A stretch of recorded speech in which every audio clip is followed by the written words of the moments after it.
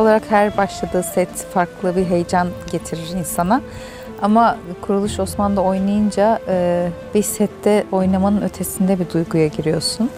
Burada bir dünya var, bir büyülü bir dünya var. Tabii şimdi insanlar bir kadrajın içinde bir bölümde belirli mekanların sahnelerini seyredebiliyorlar. Ama buraya yani Kuruluş Osman'ın setine geldiğinizde böyle hiçbir şey yapmadan aslında 1-0 bir duyguya girmiş oluyorsunuz. O dünyaya girmiş oluyorsunuz. O döneme gitmiş oluyorsunuz. O yüzden de burası tarif edilemeyecek kadar güzel bir yer. Selcan benim için çok önemli. Bağ kurmanın dışında benim için böyle en değerlim dediğim, oynadığım, canlandırdığım, bugüne kadar hayatımda oynadığım roller arasında en değerlim dediklerimin arasında. O yüzden de onunla kurduğum bağ çok güçlü. Ama bu bağ onun gibiyim, ona benzer yönlerim var anlamında bir bağ değil. Onu sahiplenme anlamında bir bağ.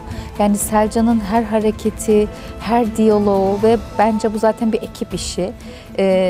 Bir süreden sonra şöyle oluyor yani senaryo da geldiği zaman diyaloglar da Selcan'ın diyalogları oluyor.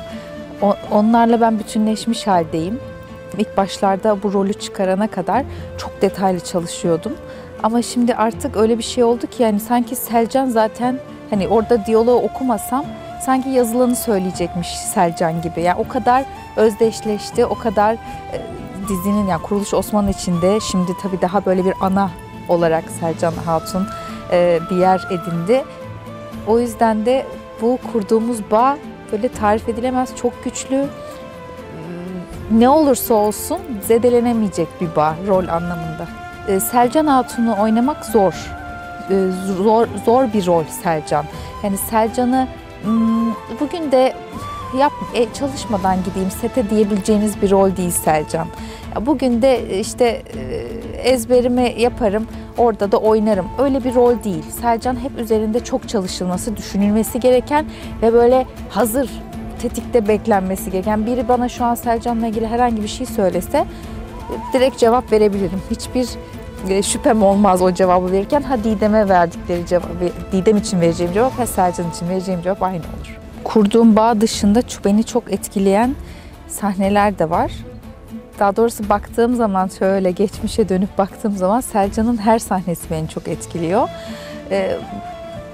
Mesela şöyle bakarsak eğer, şimdi Osman büyüdü ve artık Selcan Hatun bir ana olarak yani Hayme Ana'nın yerine geçti Osman için aslında. Ertuğrul için Hayme Ana neyse Osman için de Selcan o oldu.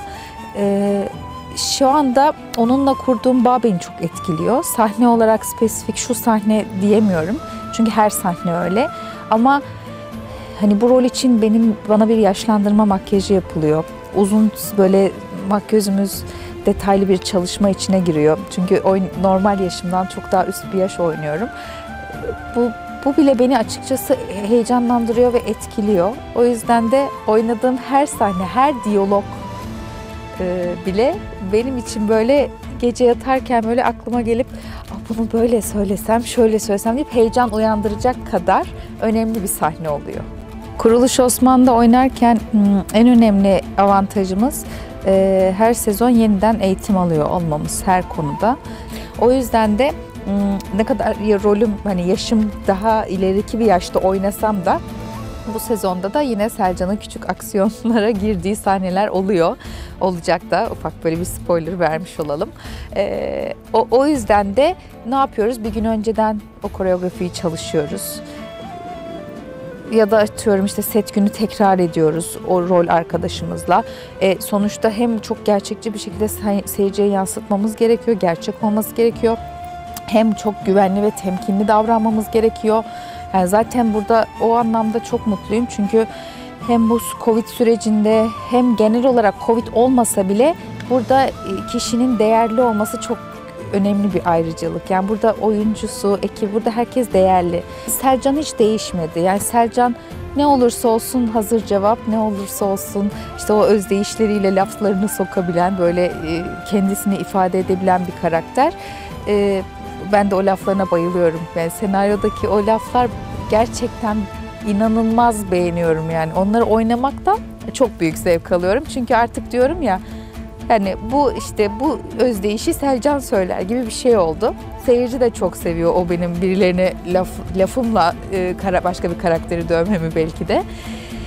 Bu sezonda da yani çok fazla spoiler vermeyelim ama çok koruyucu ve kollayıcı bir Selcan Hatun var. Kimin ne zaman koruyup kollayacağını bilemeyiz. Tabii ki emin olduklarımız var ama seyirciyi şaşırtabilecek, seyircinin şu an karakterleri tanıyor seyirci. Kimin iyi, kimin kötü olduğunu da henüz bilmiyor da olabiliriz.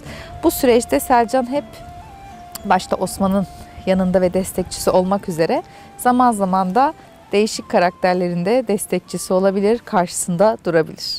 Selcan Hatun'u sevenleri çok seviyorum, sevmeyenleri de çok seviyorum.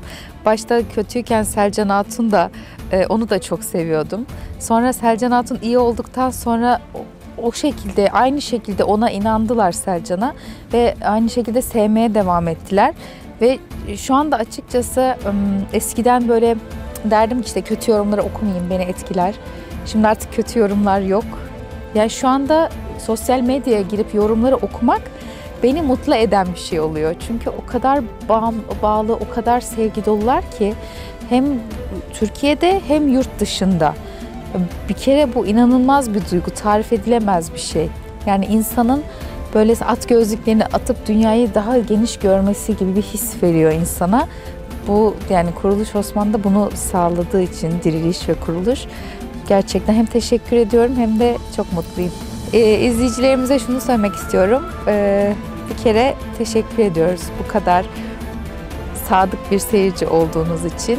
Onun dışında da yani size layık olmak için emin olun burada çok ama çok büyük bir ekip, çok güzel bir çaba içinde ve önümüzdeki bölümlerde de sizi heyecanlandıracak ve şaşırtacak şeyler olacak. O yüzden bizi izlemeye devam edin.